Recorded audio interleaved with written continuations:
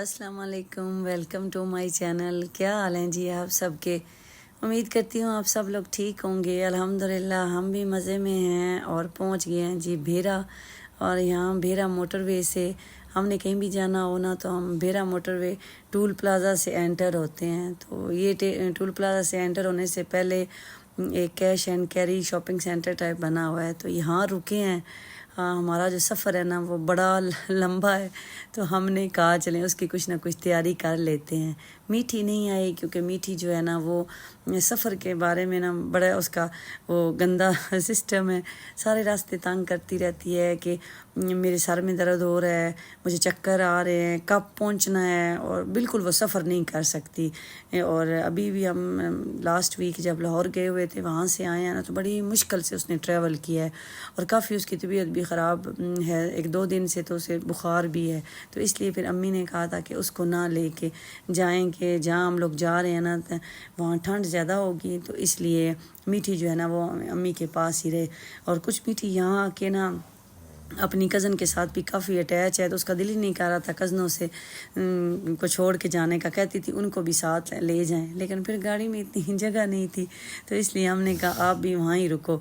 तो बस ये मेरे साथ है मेरे भाई, और फिर मेरा भांजा उसको साथ लिया है, वो सरार का बेस्ट फ्रेंड भी है, तो इसलिए हमने कहा चले बच्चे एंजॉय करते जाएंगे।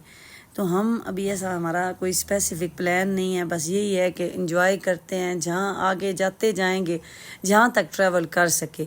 तो सबसे पहला तो हमने जाना है जी टोयोटा के शोरूम में। वहाँ से हमने गाड़ी की नंबर प्लेट लगवानी है, क्योंकि आगे अगर हम कहीं भी ऐसे पिकनिक प्लेस पे जाते हैं, चेक पोस्टें आती हैं तो वो फिर चेकिंग करते हैं, तो इसलिए बेहतर है कि हम नंबर प्लेट हमारी बनी पड़ी है टोयोटा के शोरूम में, वो पिक करके तो फिर हमने आगे जाना है। तो पहला हमारा जो स्टॉप होगा ना वो टोयोटा का शोरूम था। और मौसम तो इतना प्यारा मौसम, कभी बारिश स्टार्ट हो जाती थी, फिर कभी ठंडी हवा चलने लग जाती, ऐसे मौसम। धूप तो निकली ही नहीं ना पूरे रास्ते, बल्कि कलर कार के बाद तो हमें काफ़ी अच्छी खासी जो बारिश है ना वो हमने इंजॉय की। रास्ते में हम एक आध जगह रुके भी।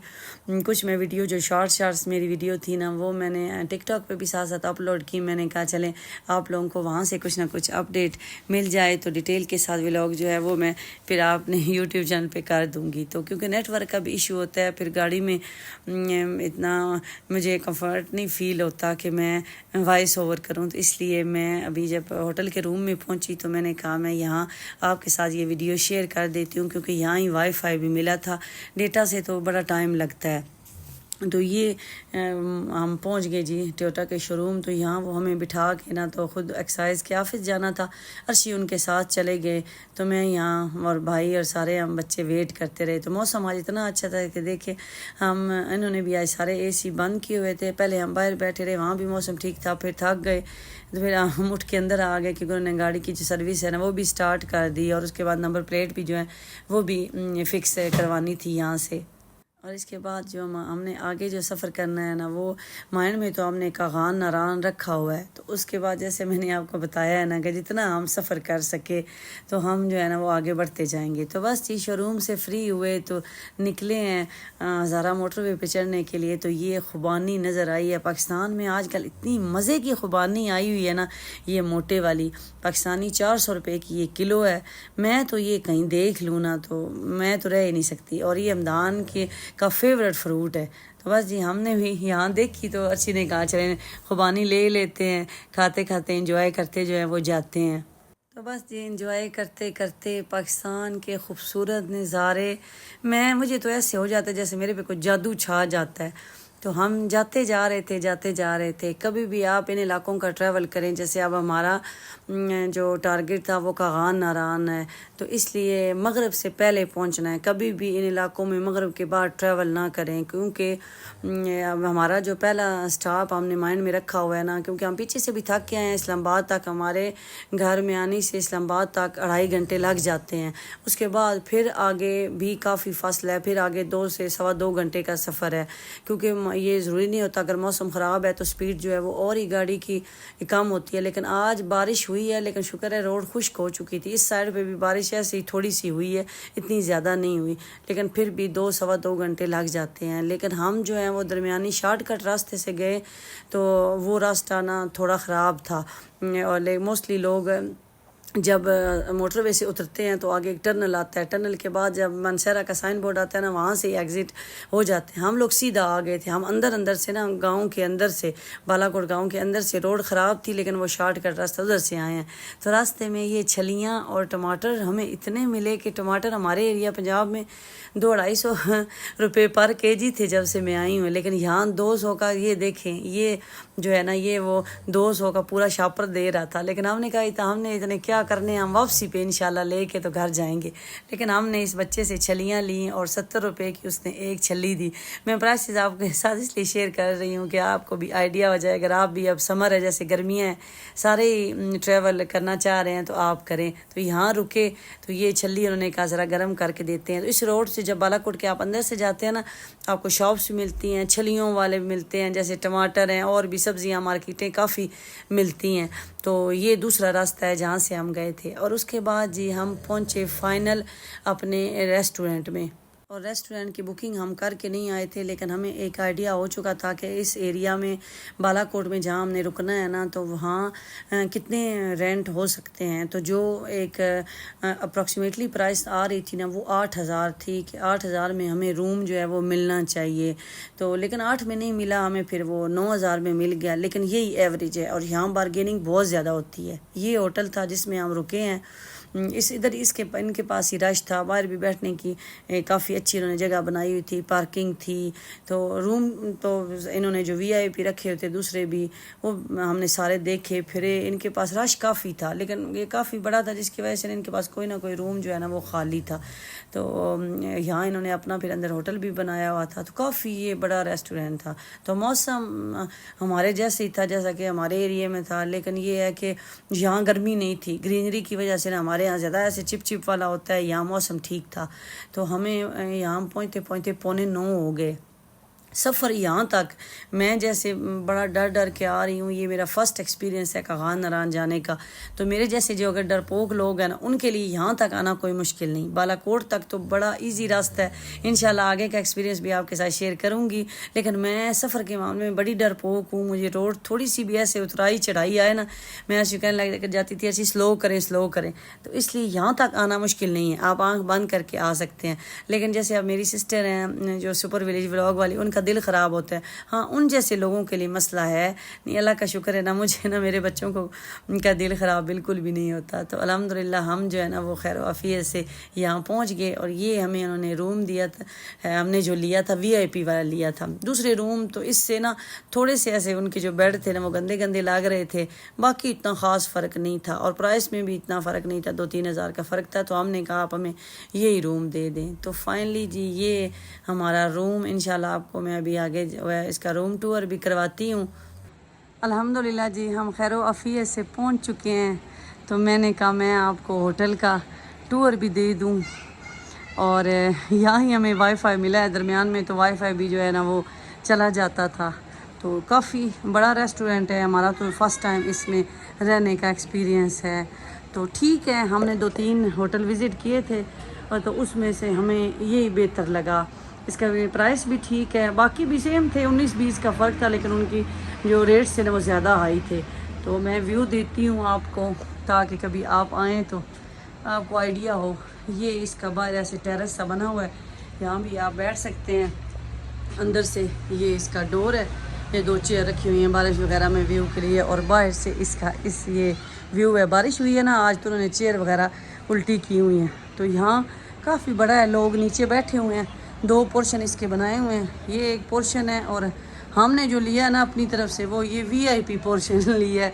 तो दूसरा जो है मैं सोच रही थी कि वो कैसा होना है, पता नहीं। अंदर से उन्होंने हमें दिखाया है, उसमें और इसमें इतना ख़ास फ़र्क नहीं था। ये एक टेरेस का फ़र्क है, वो सामने वाला जो रूम है वो नॉर्मल थे, ये VIP हैं। तो अब मैं आपको जी अंदर से दिखाती हूँ। फैमिली मेरी अंदर जा चुकी है। हाँ जी, ये देखें जी, सारे थके हारे जो हैं लेटे हुए हैं। ये भाई लेट गए हैं आते ही। ये सोफ़ा कम बेड रखा हुआ है, ये टीवी ऊपर लगा हुआ है, ये सालार बैठा हुआ है, एसी लगा हुआ है, इसमें फ़ैन भी लगा हुआ है, सीलिंग इस तरह से हुई हुई है। और यहाँ से ये विंडो से बाहर जो टेरेस ने दिया हुआ है उसका रास्ता है। हमने विंडो खोली हुई है, गर्मी नहीं है, टेम्परेचर 26-27 है, लेकिन यहाँ फील नहीं हो रही वो गर्मी जैसे हमारे यहाँ पंजाब में होती है ना हबस टाइप वाली, वो नहीं है, चिप चिप वाली। टेम्परेचर तो सेम है लेकिन मौसम ठीक लग रहा है। अभी विंडो ओपन भी है फिर भी ठीक है। और उसके बाद जी ये एरिया ड्रेसिंग बना हुआ है। हमारे फ़ोन जो है वो घर से आना शुरू हो गए हैं, शायद सिग्नल आए होना है, हमने इनसे वाईफाई लिया है, वाईफाई फ्री है। और ये ड्रेसिंग एरिया है, इसमें आप कपड़े वगैरह रख सकते हैं, दिया हुआ है, कबर्ड्स बनी हुई हैं ये। और यहाँ से ये वॉशरूम दिया हुआ है, वॉशरूम की भी लुक आपको मैं दे दूँ। ये जी वॉशरूम है इस तरह। भाई की कॉल आ गई अबू की, वो पूछ रहे हैं तो वो उधर रिपोर्ट ज़रा दे रहे हैं। तो ये जी वॉशरूम और ये ओवरऑल रूम है। तो अभी मैं ज़रा आपको फिर बाहर ले चलती हूँ, उधर भाई फ़ोन सुन ले। तो ये इसका बाहर से व्यू अच्छा है। रूम तो मुझे ठीक ही लगे हैं, सो मैंने 2-3 ट्राई किए हैं, 2-3 ही ऐसे थे, ये नहीं कि ये था। अब इन्होंने जो हमें VIP कह के दिया है, अब मैं सोच रही हूँ नॉर्मल कैसा होगा।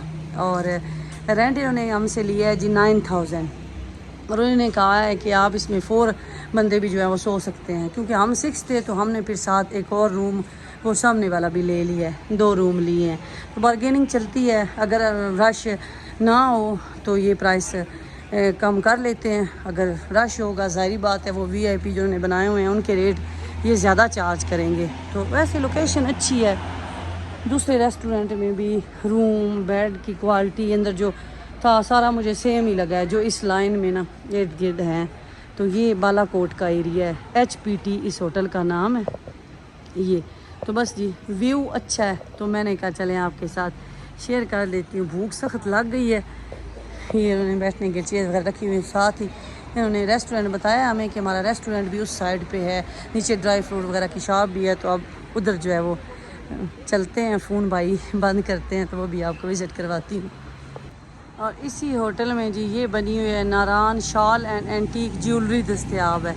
ज्वेलरी की ये शालें भी हैं इनके पास और ज्वेलरी भी। और ये जी ड्राई फ्रूट शहद खालिस सलाजीद दस्तयाब है। और इसके ऊपर रेस्टोरेंट है।